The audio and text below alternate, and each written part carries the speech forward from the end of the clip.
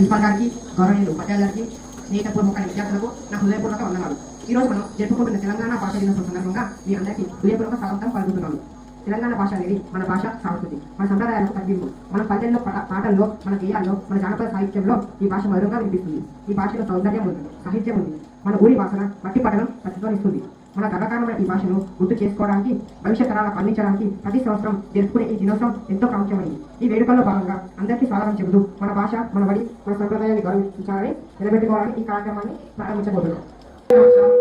ప్రతి సంవత్సరం సెప్టెంబర్ 9న తెలంగాణ ప్రభుత్వం ఆధ్వర్యంలో జరపబడుతున్న దినోత్సవం. తెలంగాణ రచయిత కాళోజీ నారాయణరావు 100వ జయంతి సందర్భంగా కాళోజీ పుట్టినరోజైన సెప్టెంబర్ 9న తెలంగాణ భాషా దినోత్సవం తెలంగాణ ప్రభుత్వం ప్రకటించింది. తెలంగాణ భాష సాహిత్య రంగంలో విశేష కృషి చేసిన వారికి తెలంగాణ రాష్ట్ర భాష సాంస్కృతిక శాఖ నుండి రాష్ట్ర స్థాయి కాళోజీ సాహిత్య పురస్కారాన్ని ప్రదానం చేస్తారు. 2015లో తొలిసారిగా ప్రభుత్వం ఆధ్వర్యంలో రాష్ట్ర వ్యాప్తంగా తెలంగాణ భాష దినోత్సవ వేడుకలు జరిగాయి. రవీంద్ర భారతిలో కాళోజీ సాహిత్య పురస్కారం ప్రధానోత్సవ కార్యక్రమం జరిగింది.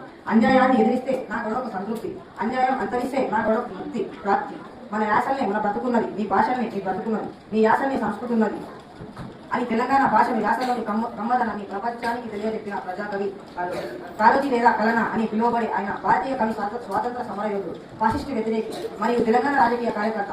ఆయన తెలుగు ఉంట మరియు కవి. నిజాంల భూస్వామ్య వైఖరిని తీవ్రంగా వ్యతిరేకించిన గౌరవనీయమైన రాజకీయ కార్యకర్త కూడా. ఆయనకు 1990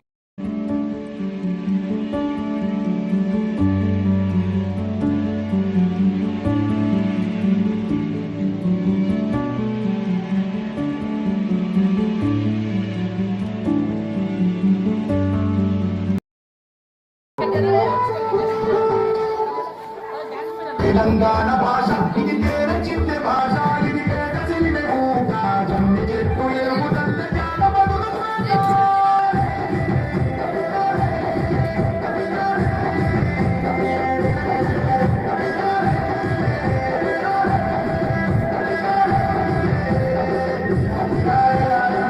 ఉరికి పోతన దాశలకి కాళోజీ కాలం నుండి జారినట్టి కమ్మని భాష.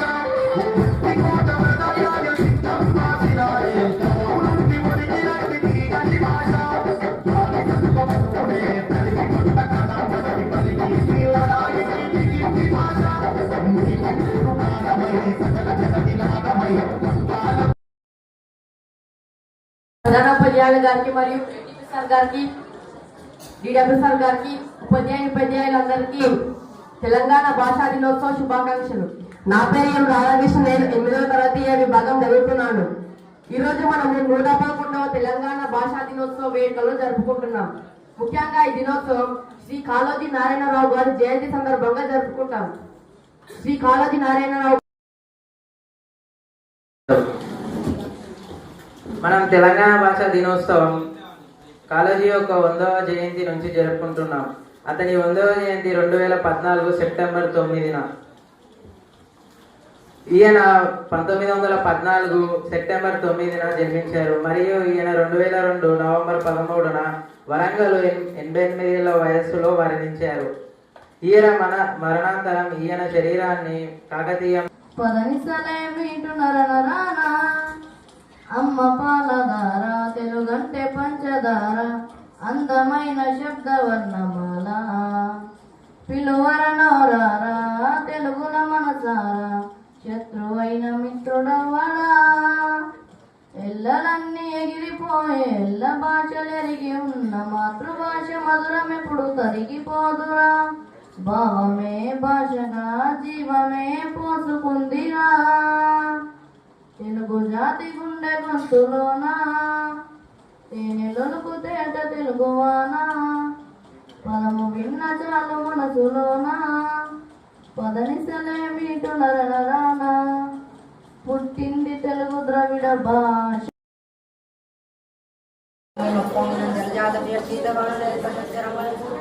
డప్పుడు చొప్పుడు డప్పుడు బాగుంటుంది సర్వేశ్వర.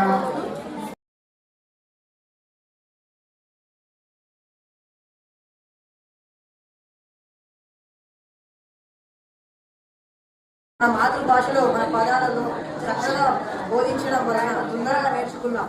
ఆ రోజులను, ఆ అక్షరాలను మరొకసారి మన ముందు ఉంచుతూ మన ముందుకు వస్తున్న 6వ తరగతి విద్యార్థులకు స్వాగతం పలుకుతాం. అమ్మ మొదటి దైవము, ఆవు పాలు మధురము.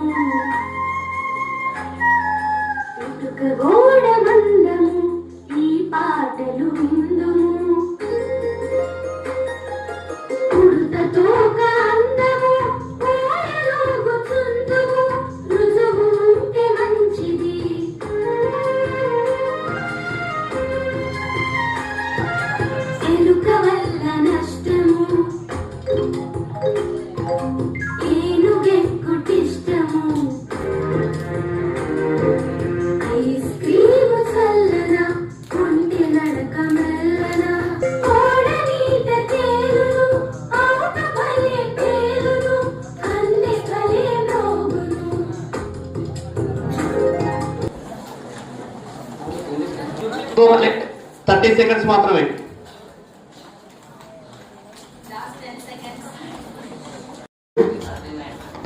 సర్వజన్ నాయక్ రైట్ ఆన్సర్. తెలంగాణ రాష్ట్రం ఏర్పడ్డాక సప్తగిరి పేరుతో ఉన్న దూరదర్శన్ ఛానల్ కు ఏమని పేరు పెట్టారు?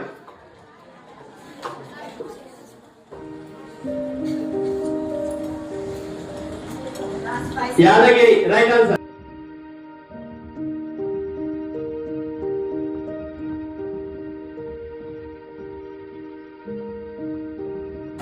ద్విత్వం అనగానేమి ఉదాహరణ చెప్పాలి. ద్విత్వం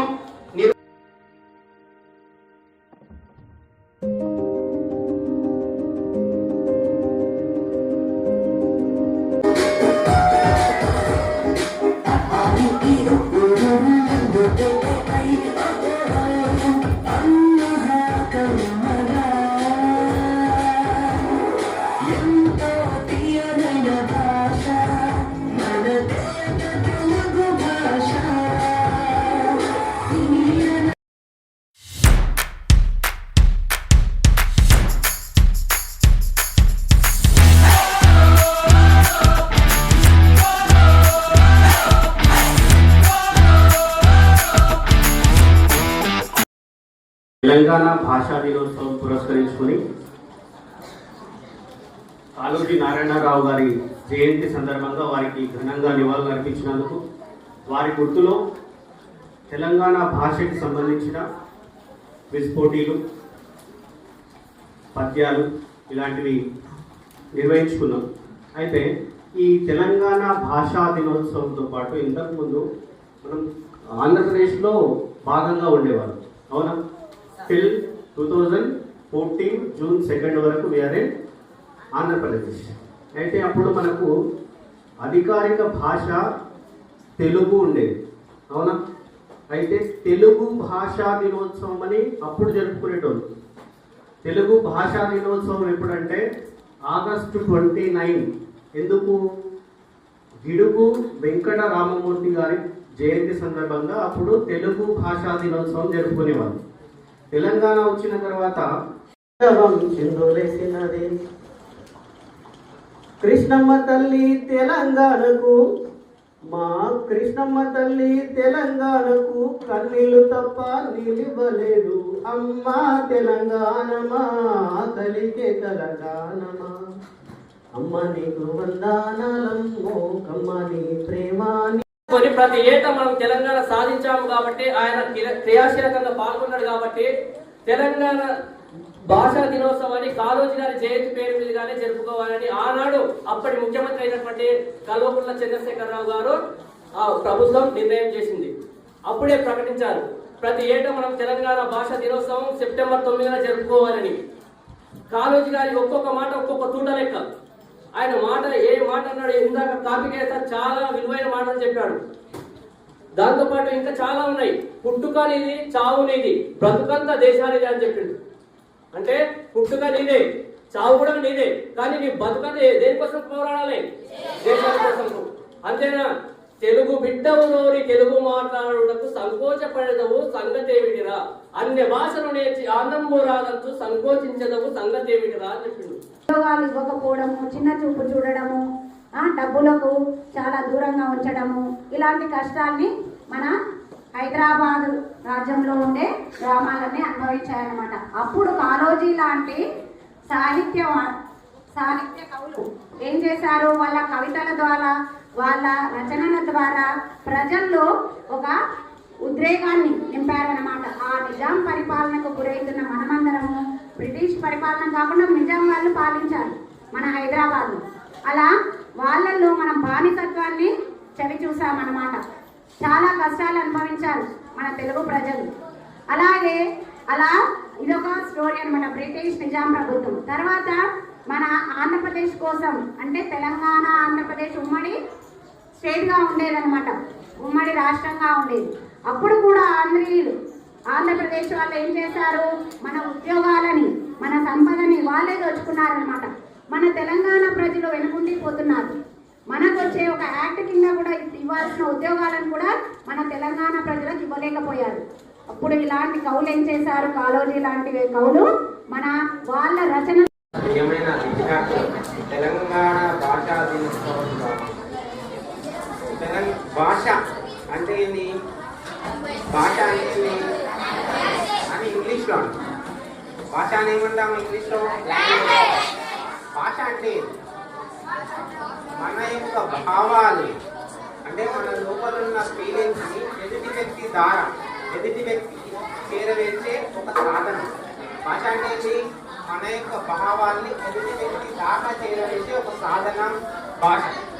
భాష లేకుంటే మనం ఏ విధంగా ఉంటామో మన యొక్క భావాల్ని ఎదుటి వ్యక్తి ద్వారా మనం ఎదుటి వ్యక్తికి ఎలా చెప్తామని ఒకసారి ఆలోచించుకోండి, ఊహించుకోండి. ఎలా ఉంటుంది, పేమెంట్ చాలా చాలా కష్టం ఉండేది, అవునా కదా? ఇలా మన యొక్క భావాల్ని మనం ఎదుటి వ్యక్తికి చేరవేసే సాధనాలు ఎన్ని విధాలుగా మనం చేరవేస్తాము చెప్పండి? ఎన్ని రకాలుగా చేరవేస్తాము? అన్ని రకాలుగా చేరవేస్తాం. ఒకటి మాట్లాడడం, అవునా కదా? సిగ్నల్ ద్వారా, అవునా కదా? ఇంకోటి రాయడం ద్వారా, అవునా? రాయడం ద్వారా మనము మన యొక్క భావాల్ని ఎదుటి వ్యక్తి ద్వారా ఎదుటి వ్యక్తి వరకు చేరుస్తాం. అలాంటిది భాష. ఇలాంటి భాషలు మన యొక్క భారతదేశంలో కాదు, ప్రపంచంలో చాలా ఉన్నాయి.